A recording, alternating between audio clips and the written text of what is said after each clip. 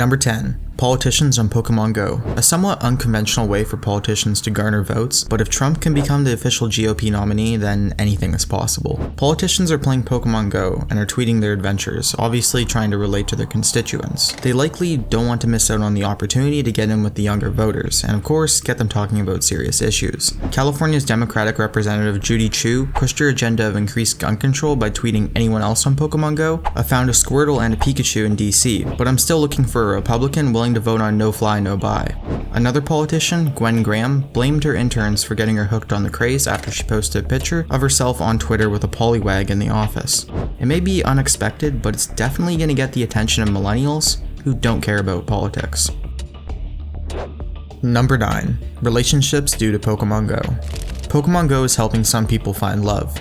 As in the case reported by one Reddit user Unity Tree of Savior posted that he was walking around town trying to hatch his eggs when he ran into a girl who was likewise immersed in the game. The rest is history. Think of it as a modern day love story. They're now going out bonding over their shared love of Pokemon and the desire to be the first one to catch them all. Unfortunately, in other cases, it's tearing apart relationships. The geolocation tag in the game makes a person's whereabouts transparent, as one unfortunate man, Evan Scribner, found out the hard way. His girlfriend dumped him after she noticed that the geotag for one of the Pokemon he caught was at his ex-girlfriend's house. Scribner is now warning others by telling them of his own mishap. Number 8. Pokemon Go, not a drug deal. A Reddit user had to convince the cops that he was not participating in a drug deal after he went hunting for Pokemon at 3 a.m. Reddit user Sloth of Doom was having trouble sleeping, so he downloaded the game and walked around his neighborhood looking for Pokemon. He ran into two men who looked sketchy, but as it turns out, they actually helped him find a Pokemon. Afterwards, the guys sat down to chat for a little bit, until the cops showed up. Assuming that an illicit drug deal was going on, the two younger men and the 40-year-old Reddit user had to convince the cops that they were bonding over Pokemon, and surprisingly not drugs. The explanation they gave must have been pretty good because one of the police officers later downloaded the game and joined the addicting world of Pokemon hunting.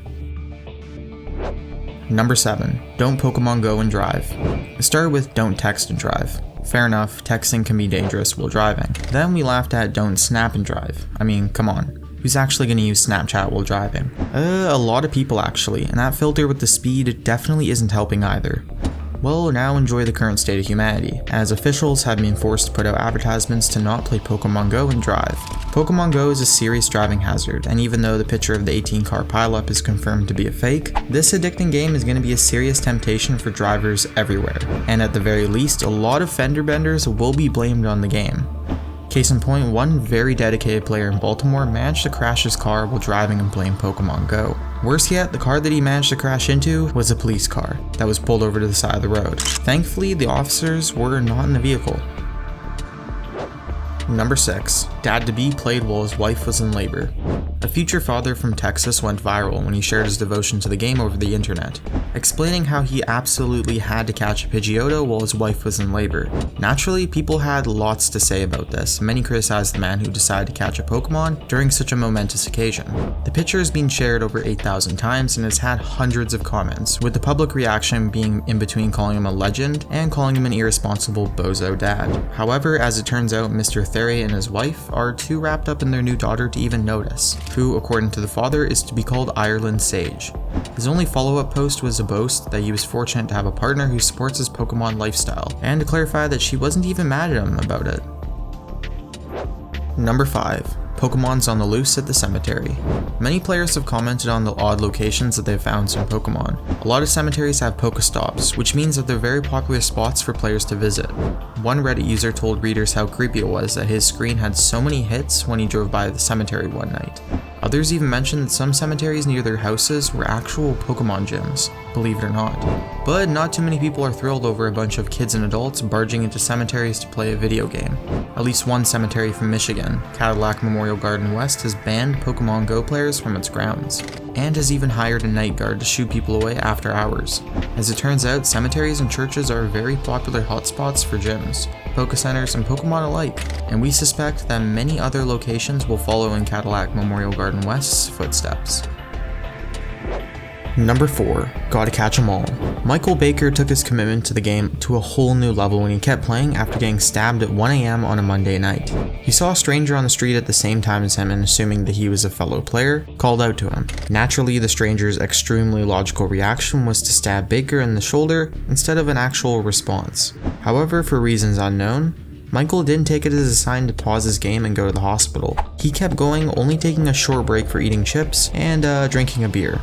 By the time he was satisfied with his Pokemon hunting and made it to the hospital, he had to get 8 stitches. Jeez. Priorities, man. Priorities. Number 3, frozen app leads to arrest. Pokemon Go can now be credited with helping put criminals behind bars, even if it was a complete accident. While Javier Soch, a Marine Corps veteran, was playing Pokemon Go, his app froze at a local park. He took the opportunity to look around while it rebooted. He then noticed a woman and her 3 children getting harassed by a sketchy looking man and decided to take action. The Marine approached the scene and made the man leave, but it didn't end just there. The man was again caught inappropriately touching young boys. This time, instead of just forcing him to leave, they reported him to the police. As it turns out, the sketchy man was wanted by a nearby county on the charge of attempted murder. Marine Soch had wise words for everyone and told them to be not so preoccupied by the game that you miss what's actually happening right in front of you. Number 2, players got robbed. 4 men have been arrested for masterminding Pokemon-aided robberies. The 4 have been charged with first-degree robbery, and since they were armed, their chances don't look bright. Using the geotag location of the app, the robbers were able to anticipate the secluded location of the vulnerable players. By traveling to remote Pokestops and gyms, the 4 men could lure players to the location by dropping lures, thus making the Pokestop more valuable for nearby players. Luckily, the Missouri police soon figured out their strategy and their reign of Poke Terror, but also issued a warning to players and parents who have younger children playing Pokemon to be aware of their surroundings and take precautions when going to vulnerable locations. Number 1, players find dead bodies. This bizarre story, or stories, has made headlines across the world, and tops our list for obvious reasons. Shayla Wiggins, a 19-year-old from Wyoming, accidentally discovered a dead body while she was out for a walk looking for nearby Pokemon. Shayla found the corpse next to 2 deer in a nearby river. She immediately called the local authorities and reported her finding. The police have said that they are considering it to be an accidental death and have ruled out homicide and foul play. They suspect the man to have drowned in the water, which is 3 feet deep, but full of hazardous mud. Likewise, another young man playing Pokemon Go in New Hampshire found a dead body in a brook at the Rotary Park. The park is a popular spot for Pokemon players due to the number of Pokestops placed in there. While local authorities are still trying to figure out what caused his death, there are suspicions that he was also playing the game at the time of his death.